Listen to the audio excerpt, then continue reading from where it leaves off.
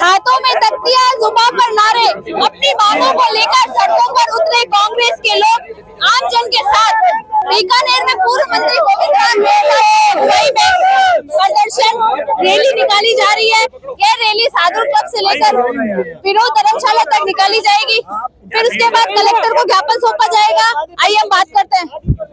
गोविंद राम जी, आज जो ये रैली प्रदर्शन जनसभा आप वहाँ पे करेंगे, तो बॉर्डर क्षेत्र में 50 किलोमीटर के दायरे में जो भी ये धार्मिक स्थल है उनको तोड़ा जा रहा है, क्या कहना चाहेंगे इसके बारे में? देखिए, 20 जून को भांडगा गांव में भारी प्रशासन का लवाजमा ने जाकर और गांव में दहशत फैलाते हुए उन लोगों ने मस्जिद को शहीद किया। मस्जिद को सुबह 5 बजे जाकर हमारे पहलवान के बेरा की दरगाह को तोड़ा। आटूरी में मस्जिद हमारे दरगाह को शहीद किया गया। राववाला में शहीद किया गया। बाड़मेर के भी समाचार मिल रहे हैं। तो हम लोगों ने 25 तारीख को एक पुगल में बैठक की। मैंने देखा कि वहाँ कम से कम 1000-1500 कार्यकर्ताओं ने आके कहा कि हमें शांतिपूर्ण एक मार्च निकालना चाहिए। और आज आप देख रहे हो कि कम से कम 15-20 हजार लोग हम इसलिए जा रहे हैं कि हम शांतिपूर्ण विश्वनाथ धर्मशाला में ये रैली निकाल करके मीटिंग करेंगे। पहले यहाँ से चंद्र चौधरी सर्किल, म्यूजियम सर्किल, फिर मेजर पूर्ण सिंह जी सर्किल और कलेक्टर के घर के आगे से होते हुए हम सीधे विश्वनाथ धर्मशाला पहुँच के हमारा वहाँ टेंट लगा हुआ है। हम शांतिपूर्ण मार्च कर रहे हैं। महात्मा गांधी जी से सीख लेते हैं। उन्होंने अहिंसापूर्ण आंदोलन करके पूरे देश को आज़ाद करवाया। उसी प्रकार हम शांतिपूर्ण आंदोलन करके हम चाहते हैं कि प्रशासन हमारी मस्जिद दोबारा बढ़ाए। और जो इन्होंने मस्जिदों की लिस्ट बना रखी है करीब 300 की, और मस्जिद और मदरसे जहाँ बच्चे पढ़ते हैं वो लिस्ट बना रखी है, उसका आज बयान जारी करे कि हम कोई मस्जिद और मदरसा नहीं तोड़ेंगे। अन्यथा ये सारा देश तो लुटवा दिया इन लोगों ने।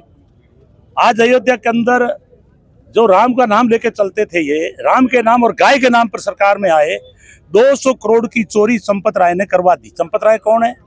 मोदी और अमित शाह का खास आदमी है। उसकी अकेले की हिम्मत है नहीं रुपये खाने की। हम उसकी मांग कर रहे हैं। अब समझ में आइए कि 800 करोड़ हो गए हैं।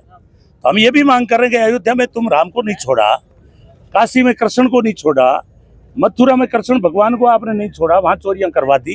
केदारनाथ में 250 किलो सोने की चोरी होगी। पूरा देश आप बर्बाद कर रहे हो। आपने BSNL भेज दिया, बैंक भेज दिया, एयरपोर्ट भेज दिया। बंदरगाह में आप नशा मंगा रहे हो। बंदरगाह और सारा देश अड्डानी और रब्बानी को भेज दिया। और जब राहुल गांधी जी बात उठाते हैं आपके पार्लियामेंट में तो उनके खिलाफ मुकदमा दर्ज करते हो। कोई भी नेता बात उठाता है वहाँ ED और इनकम टैक्स भेज देते हो। इसलिए हम सारे नौजवान, आप हमें जेलों में भेज दो, हम जेल में जाने को तैयार हैं। हम जानते हैं कि जब देश को आज़ादी मिली हजारों लोगों को शहीद होना पड़ा, हजारों लोगों को जेल में जाना पड़ा। तो आज मेरे नेतृत्व में 10-20 हजार लोग हम कहेंगे प्रशासन को हमें गिरफ्तार कर लो। अगर सरकार सुरक्षा कारणों का हवाला देकर कार्रवाई कर रही है तो आपको आपत्ति किस बात पर है? नीति पर या लागू करने के तरीके पर? हमें आपत्ति इस बात की, हमें बताए कि उस मस्जिद में क्या गलत काम हो रहा था। नशा बिक रहा था, कोई आपराधिक गतिविधियां हो रही थी, कोई आतंकवादी अंदर घुसा हुआ था, तो बयान जारी कर दे प्रशासन, हम चुप हो जाएंगे।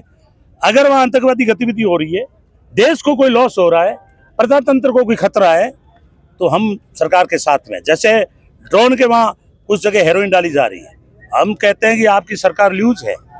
आज आपके अंबानी के बंदरगाह पर हजारों करोड़ रुपए का जो है वहाँ ड्रग्स आ रहा है, अडानी और अंबानी का। इसलिए आप उनको गिरफ्तार नहीं कर रहे हो, पूरे देश में बेच रहे हैं। और ये पाकिस्तान से जो आ रहा है उनके खिलाफ कार्रवाई करो, हम आपके साथ में।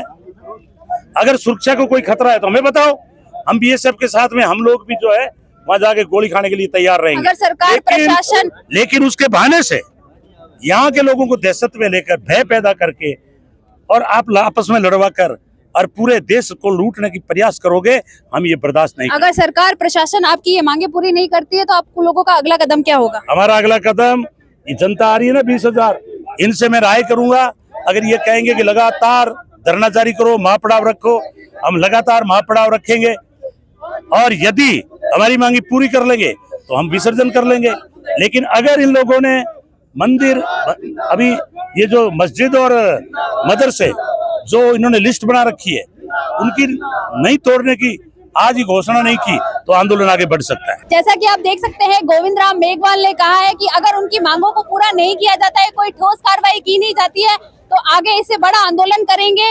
अब देखने वाली बात यह है कि आखिर प्रशासन और सरकार इनकी मांगों को पूरा करती है, क्या कोई ठोस कदम उठाती है या नहीं, ये तो वक्त ही बताएगा। मैं कैमरा जर्नलिस्ट गुलाम रसूल के साथ प्रिया शर्मा, चार लाइन न्यूज, बीकानेर।